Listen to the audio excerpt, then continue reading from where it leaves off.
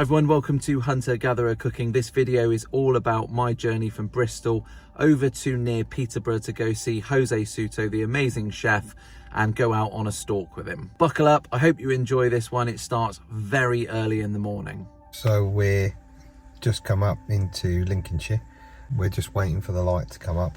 It's a big sort of acreage of woodland, which we're going to stalk first thing this morning, which has basically muntjac, roe, fallow, mainly in this area where there's a lot of fallow and muntjac here where we're going to be going today. And then we're going to, once we've done this block, we're going to go to another block. There's quite a lot of animals about, not a lot of growth on the trees, not a lot of undergrowth, although this is quite a dense woodland. So tend to use basically thermals in here because it can be very, very dense, and to be able to basically see through the trees and see images through that. And it's quite close quarters stalking. So yeah, we're going to go out, have a bit of a walk and see what we can find. So yeah, so basically the kit we're bringing out today, this here, which is relatively new to me, which is the Sako 90 Hunter. I've been a lover of Sakos for a long time, and I have my go-to rifle, which is basically a Sako 243, and it's a 75. This is the new 90. And they told me when I got it that I'd love it more than my 75, and I love my 75. The 75 is an incredibly accurate rifle. It's an old rifle now, but it's great. But this new 90 is a bit of a game changer. I mean, it's a lovely rifle. It's got all of the elements that the 75 has. Without getting too technical, it's got a trigger that you can basically adjust, which I haven't adjusted. I've left it as is because I like it. And it's a great bit of kit. It's a lovely rifle. It's very efficient. It's very accurate. And then I've got a Steiner 8 scope on it. Steiner 8, the Rangers. I've got Rangers on basically all my rifles, and they're brilliant scopes. Really, really good for the money. You know, great make. Great in low light that we've got at the moment. Yeah, not a nice bit of kit together in the rifle. Basically, the standard moderator on it. It's a nice kit. It's not a very heavy rifle. It's great for basically woodland stalking. And then we've got Steiner binoculars, which basically I'll use the bins, which are really the Ranger bins, which again are really good binoculars. Right, great glass in them. We've got thermal as well. In this, when the woodland's dense, we use thermals in here. Other than that, I don't tend to use thermals a lot. I tend to use my binoculars more than the thermals. The thermals just help with the denseness of the woodland to basically just to pick out the deer as we're coming up to them. So just to do that. And then I've got my my trigger sticks. I know a lot of people like Viperflex, and yeah, I've tried using Viperflex, but I've just sort of got used to using these trigger sticks over the time, and they're great for any terrain because the way that the legs drop, and they basically drop onto any angle and just still give you a quite steady platform to shoot on. So yeah, that's the kit that we're taking out today.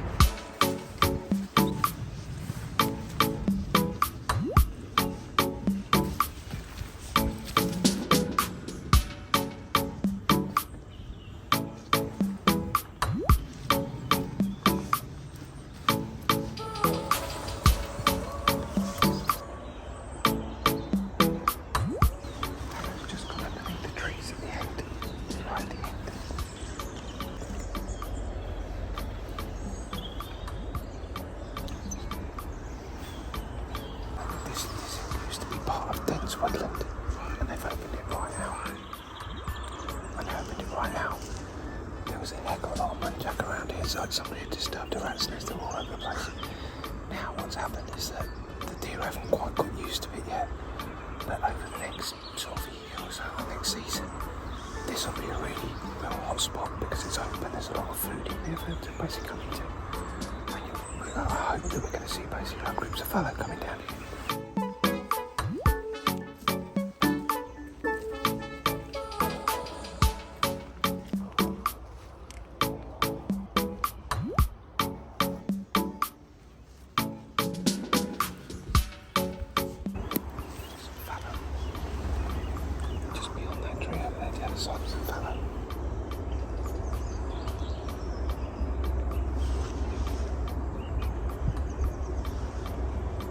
There's a ride that goes down, and that's where the fellow are. They're on the ride as you go down, but they're through the woodland, so we have to go really, really quietly. See if we can get them just as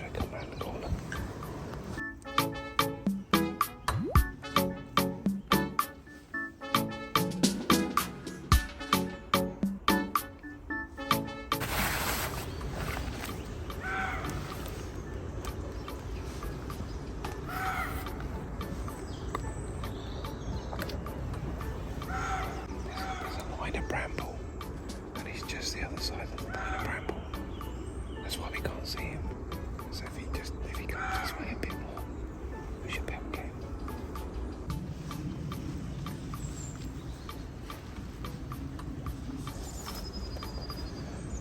See that big tree? Yeah. At the bottom of it, there's a deer laid down underneath it, but it's in the dense undergrowth. I can't see what it is.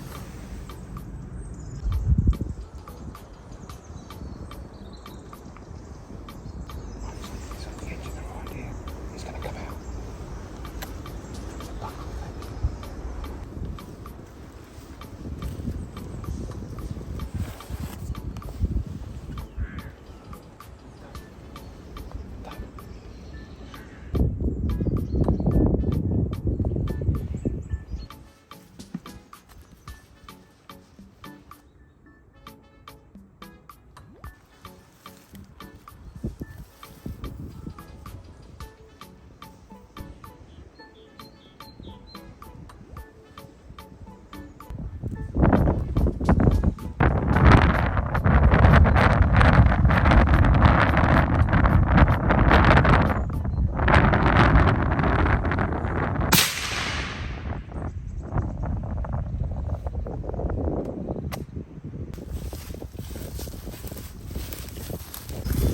Still alive. I thought from a distance it was, basically I thought, but I didn't hear it. I didn't hear the thud, but because these trees waited basically, so I've hit it and it's just dying. What I don't want to do is basically go over to it and sort of like start to try to run away. Yeah, so just give it a second just for it to basically sort of finish dying, take its last breath.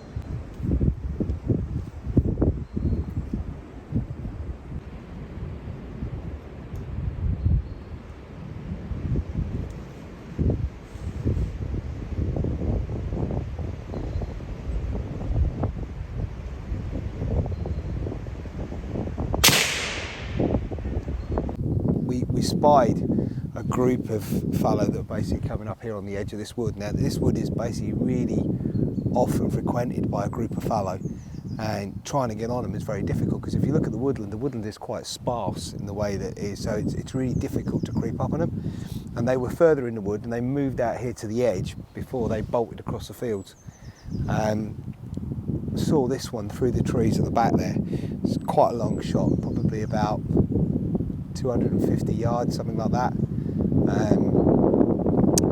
So I aimed a little bit high, but it just goes to show how good that rifle is. And basically at that distance, I mean, it was spot on. I mean, I should have even aimed a little bit lower. So yeah, lovely carcass. You know, a nice yearling. You know, fallow buck. You know, great condition. I mean, from what I can feel on the back of it, it's in good condition. And the winter coats. Really good eating venison. It's going to be absolutely fantastic to eat this animal. First thing we did when we got over to it is basically the animal was basically, as it's come over, it's basically taken a heart shot. We waited a few minutes, right, and I could still see it was breathing sort of slightly. So I just came in a little bit closer, and rather than run the risk of it sort of maybe trying to get up, I just took a shot and basically took another shot in the head. The first thing we do when basically come in is we bleed it. So you can see basically I've bled it on the front there. And we bleed it because we need to get the blood out of the animal. Within the whole body of this animal, inside in the gut, there are enzymes and gases that will start to be produced, and they'll want to rot the carcass from the inside. And then all of the blood and the capillaries all around the body that sit there, once if we don't let the blood out, it just sits there, and that starts to fester as well after a while, and it will start to decompose the carcass from the outside in, and obviously from the guts from the inside out. So that's why we've got to get the blood out. So we just put the knife in, and all the blood basically spills out the front. Sometimes we just take the front leg and just move the front leg backwards and forwards, and it will help the blood come out. And what we'll do now is we'll basically take this animal and we'll put it up to the side of a tree and just put it sort of downhill. It's quite cold today, so we're going to leave it, and we're going to carry on walking through the woods to basically see if we can pick up another one, and then we'll come back and pick it up later and grolic it. If it was warm, it was warmer than it is today, I'd be grolicking it now. And basically getting the gut out of it and starting it basically to cool down.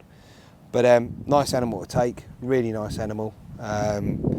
You know, you've got to be respectful of things like fallow. Fallow are so keen, you know, and so basically on it, especially when you've got a group of them and they've got lots of eyes together. To pick one out is quite difficult. But yeah, nice animal, yeah, good. And yeah, you know, basically went straight down. And like I said, I mean, the second shot was just for my benefit, really. I mean, it was down and it wasn't going to get back up, but yeah, rather basically be safe than sorry. So really nice animal and quality, nice eating venison. You know, this is going to be some really good venison to eat. So I hope you've enjoyed the video as much as I've liked making it. We've had a fantastic day, but just please remember, hit the subscribe button, give the video a thumbs up, and please drop any comments or questions in underneath the video and I'll come back to you as soon as possible. Thank you so much to the sponsors of the channel. Again, if you're interested in becoming a member, have a little look at the memberships. There's a thank you one there as well as a corporate one now. I'll see you soon for the next video. The next videos that are going to be coming up are going to be a trip up to Scotland for a few more stalks, and I've got a few fire cooking videos to come as well. So I'll see you soon for the next one. Until then, enjoy.